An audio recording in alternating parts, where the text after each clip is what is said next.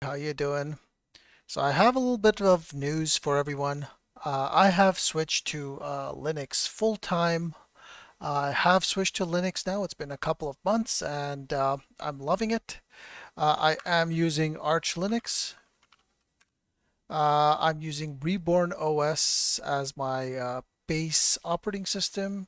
Got it customized fairly, but still getting to grips with Arch Linux and the way how it works. But after distro hopping quite a bit, I have settled down on Arch Linux. I'm using Reborn OS specifically, and I'm using Cinnamon, which works really, really well for me. So on to today's video. Today we're going to be looking at Zorin OS. During my time distro hopping, I did play around with Zorin OS and I found it to be an absolutely fantastic operating system to the point where I think Zorin OS would be an absolutely drop-in replacement for most people using Windows. As you know, with the upcoming version of Windows 11, if your computer does not have a TPM support or a UEFI in it, then Windows 11 will not install or run on it.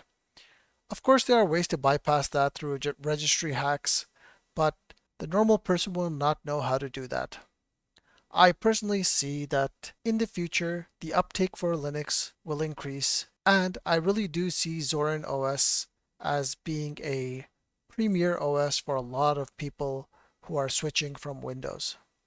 So let's have a look at Zorin OS in a virtual machine. So we're going to select the latest version of Zorin, which was just released a couple of days ago, which is Zorin OS 16. We're going to set it as generic Linux here in Virtual Machine Manager. We're going to give it 4 gigabytes of memory. We're going to give it 4 CPU cores and a 25 gig disk. That's good enough for a virtual machine. And we're going to call this Zorin 16 and we will start it. So upon boot up, Zorin does do a check to ensure that the ISO you downloaded is not corrupted, but we're going to hit Control C and we're going to hopefully get this to skip. I have noticed, and it could be because of the virtual machine, you have to hit Control C a couple of times, but it does work. So let's make this full screen and let's have a look at it. So again, right off the bat, amazing animation, boot screen animation.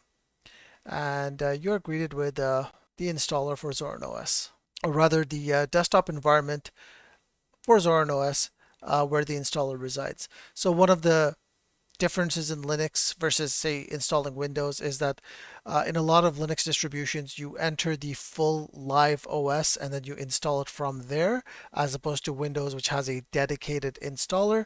If you boot off of a Windows ISO, you really don't get access to the OS. So we are going to install Zorin OS, and keyboard layout US is good enough for me. One of the next things it asks you is whether you want to download updates while installing Zorin OS. We're going to bypass this for right now, but I really do suggest that you do that while installing. Yes, your install process does take longer, but you end up on the desktop quicker and you don't have to run the install later. But we are going to install it later. So the next choice is to install third-party software for graphics and Wi-Fi hardware and additional media formats. I highly recommend to check this, especially if you have a modern graphics card, such as an NVIDIA or AMD ATI graphics card. So we can hit continue. And the installation type here is erase disk and install Zorin OS. There's a couple of advanced features such as use LVM with encryption as well as ZFS, but I do recommend for beginners at least not worrying about these settings. Just going to hit install now. And it tells you here that it's going to be installing it on the virtual disk, a VDA. It's going to have 2 partitions and one ext4 partition, which I guess is the main partition. So let's hit continue. I did properly detect my time zone, so let's hit continue. We are going to input the name of the computer. So this is the name that shows up in Let's say if you go to your network in Windows, you see your computer name, so this is what will show up. And we will say that require my password to log in. One really nice thing I see, and this, while it doesn't apply to a lot of Linux users or home users, is use Active Directory. So you'll be entering the domain and other details in the next step. The way I see it is that Zorin is a really polished operating system, and I really do think that they are kind of moving their focus to the corporate world. With Active Directory, you can join a domain, a Windows domain, and you will have all the rights and privileges that are assigned by the domain controller to you. So whether it's shares, accessing certain resources on the network, all this will be automated through Active Directory. And this is a enterprise thing usually, although a lot of people or some people do use it in a home lab environment. I personally have tried it, but I have no need for Active Directory in my home lab environment, so I don't use it. But I do know a lot of people who are, entrenched in the Windows ecosystem really do use Active Directory. So we're going to put in all the information here and going to hit continue. And as you can see, Zorin OS starts installing. There's a drop down here or an expander where you can click it and you can see exactly the terminal output of what's going on, but you don't really need to do this. So let's get this installed.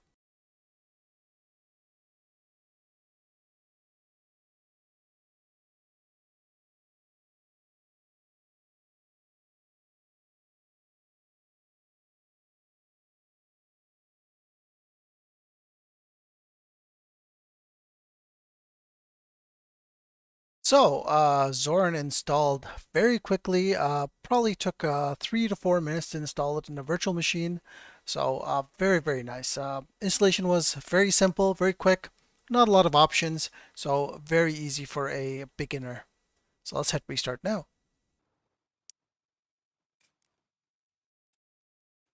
Okay, so there we go. We are in the login page for Zorin. Let's log in.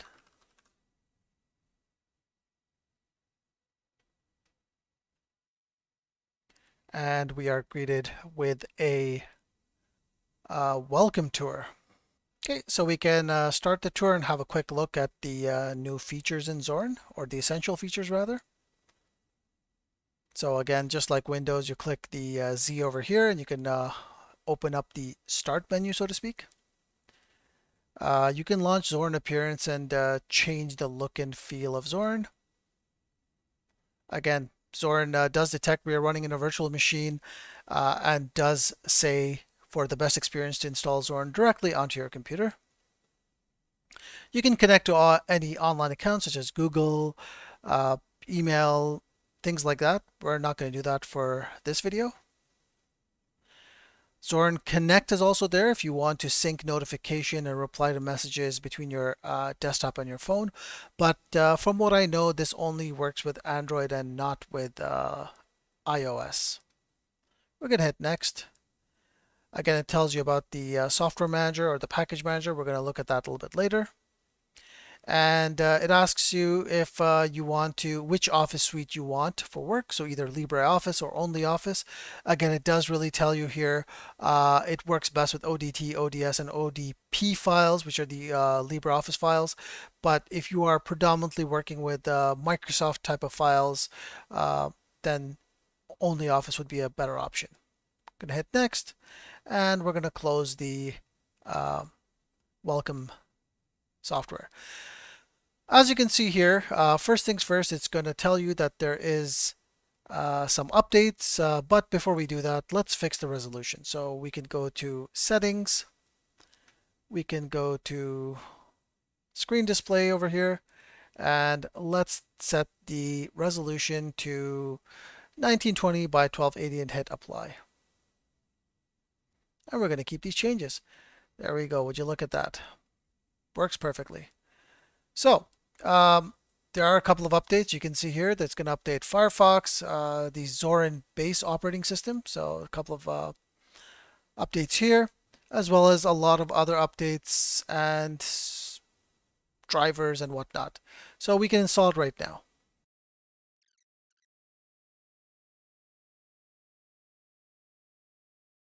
And there we go. The software is fully updated on this computer. Now, since there was a kernel update, let's just restart the computer to activate the latest kernel.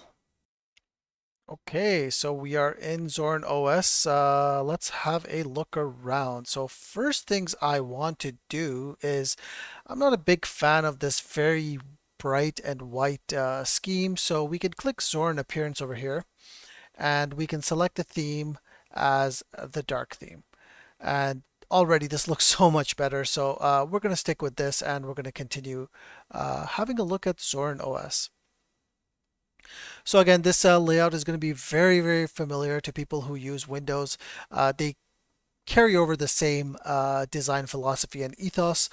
So any Windows user migrating over to Zorin or installing Zorin or using Zorin for the first time is going to feel somewhat at home. They're not going to feel lost, at least. Again, start menu type of functionality. You have accessories. Again, you have your clocks, files, maps, text editor, and weather app, and a to-do app. They have a couple of games installed there for you. For graphics, they've got GIMP, which is a Photoshop like editor. In fact, I would say it's just as good, if not better, than Photoshop. Installed image viewer, LibreOffice Draw over here, and Photos. For the internet, the default browser is Firefox, but you can install Chrome or any other browser that you may like. And Ramina is here to connect to virtual desktops again, or remote desktops, whether it be VNC or RDP connections. Again, this kind of harkens to more of a corporate type of environment. For Office, you have your calendar, contacts, Evolution, which is the mail client, and the LibreOffice suite here. For sound and video, you have Brasero for creating and burning CDs and DVDs, Cheese, which is your webcam, PitV, which is a movie editor, Rhythm Box for your music, sound recorder, and a video player. In your system tools, you have your drivers, disks, configuring or adding and removing applications from the main menu, power statistics, feedback settings, software updater, startup applications, tour, which we just did, appearance, and Zorin Connect. And for utilities, we have Archive Manager, Backups, Calculator, Characters, Disk Usage Analyzer, Disks, Document Scanner, Document Viewer, Fonts, Help, Logs, Password and Keys, Screenshot, System Monitor, and Terminal. And in this section, we have kind of like your favorites or your shortcuts to commonly used areas of the operating system. Let's open up the terminal real quick and let's have a look around here. So as you can see, it's running kernel 5.11.0-27, which is not the latest, but fairly good. It's not bad. Let's install htop. See if htop is installed. No, it's not. So again, this is a Debian-based distro, so we're going to be using apt for it. So sudo apt install htop.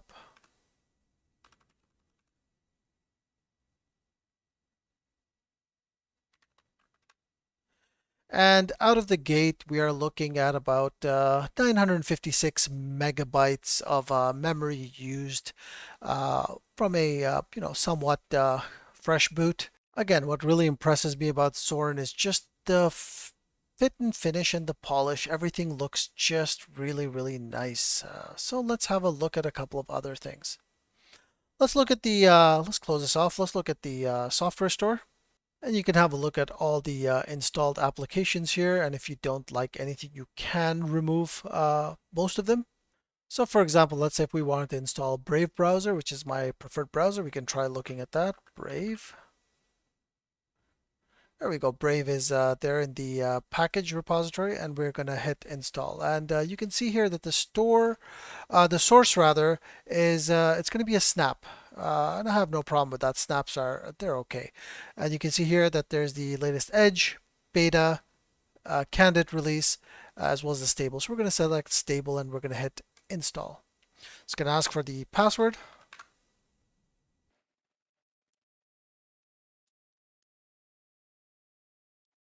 And while this is installing, let's see if we can look at some settings.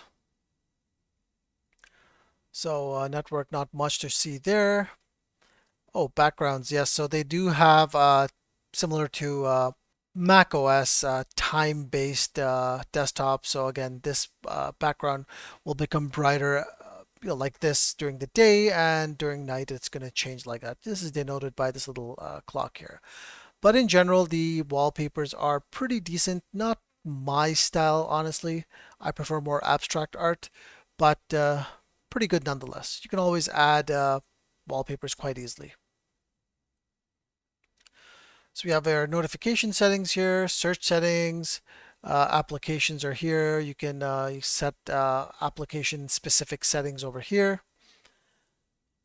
Again, privacy specific settings over here, file and file history and trash, as well as the screen lock, setting the delays. Sound is here. We have power. We have the screen display resolution over here. Mouse and touchpad. Keyboard shortcuts, so there's a couple of key bindings here, so you can have a look at those. Add your printers, what to do with removable media, color profiles, languages and region, accessibility settings, adding and removing users here or administering users. You can set your default applications over here, date and time, and about the system over here. So all in all, very, very nice, very simple. Again, you can see here just the small touches to detail when you scroll all the way to the top, it shades down. Same thing at the bottom here. You can't see it because that was highlighted, but again, very, very nice. I really do like the look and feel of Zorin. And Brave browser installed. So again, so very simple. If we just type in Brave, and as easy as that, we have Brave installed. Again, I really don't like these bright windows, so I like keeping dark mode on. So as you can see, everything installed really well. Very simple, and again, super duper easy to use. So Zorin also does support multi virtual displays over here. So, you could, for example, create, run a program. So let's run Firefox, and you could move it to another workspace, so to speak, and then you can switch between the workspaces. All quite easy. There we go. So pretty nice. Weather app also works fine, and what's impressive is that it picked up the locale and it picked up centigrade for me, which is the right way of measuring weather. I'm just kidding, guys. But yeah, I mean, it did pick up the locale properly, and it did switch it to centigrade, which is definitely appreciated. Again, we have the system monitor here. You can see all the processes running as well as the resources, and you can see that even despite it being in a virtual machine, uh, performance is actually quite snappy. CPU utilization is very reasonable. And again, memory consumption has gone up because we have been opening and closing a fair bit of programs over here. So all in all, not too bad at all. So let's have a look at a couple of the appearance settings. This is really nice. So Zorin does come in two editions, which is the Zorin, I guess, the free edition and the Pro edition. The Pro edition does give you more desktop layouts, more themes. It is a paid option, but you don't have to pay for it. So we can say don't show again. And again, you can switch this to, a layout that more you're more comfortable with. This is more of a Windows 11 type of look and feel. If you want to look at more traditional Linux type over here, or if you want the Windows 10 look and feel, this would be it. Again, the accent colors, you can change that to whatever you want. Green, orange, red, purple, or gray. They all look good. Again, you can set title bar buttons to the right or to the left depending on your preference. You can enable animations, for Windows when they come in and go out. Enable jelly mode also, which looks like that. It's not bad, but kind of gimmicky. And again, if you can configure the left super key to do whatever you want. So right now it's configured for the activities, which is basically your workspaces, and you can edit the taskbar settings over here. So you can set the size of the taskbar the way you like it. You can set IntelliHide on or off, and also customize IntelliHide, which is very, very nice. And you can also override the opacity. As you can see here that the bottom panel is slightly transparent, so you can adjust the opacity. You can change the panel orientation and have it at the top, left, right, or at the bottom. Again, I'm very traditional in terms of usability, and I am used to Windows, so I prefer my panel to be at the bottom for the most part. And you can set up other settings here, such as show previews on hover. So you can see here, this is a preview over here. It's, again, very similar to Windows, which is very nice. And you can configure the preview options over here. And there's further settings over here, which you can configure. For the desktop, now it comes with an empty desktop, which is kind of foreign to people moving from Windows. But the beautiful thing is that you can enable icons on the desktop and check which kind of icons you want to see on your desktop and adjust your fonts also. So again, very, very nice, because this does give you a more Windows type look and feel, which is really good for people who are migrating from Windows or other operating systems, because it does lend to a little bit of a familiarity with it. So overall, Zorin OS to me has just been a absolutely fantastic Linux distribution. I really like what the Zorin team are doing. I think that Zorin has a lot of polish in it. Almost everything works out of the box very, very well. I haven't come across any issues, so to speak, with Zorin. The good thing is that, again, the store is very well stocked, so to speak. You can see here that the choices are really endless when it comes to installing apps. But of course, you can always install apps sideload or install apps that are not in the Play Store. So let's install VLC really quick. Again, you can see here you can choose what kind, and if you saw here that Brave was installed as a snap, VLC will be installed as a Flatpak, but you can also install it as a package format. So Zorin out of the box is configured to use not only the the native package format, but also FlatHub as well as snap packages.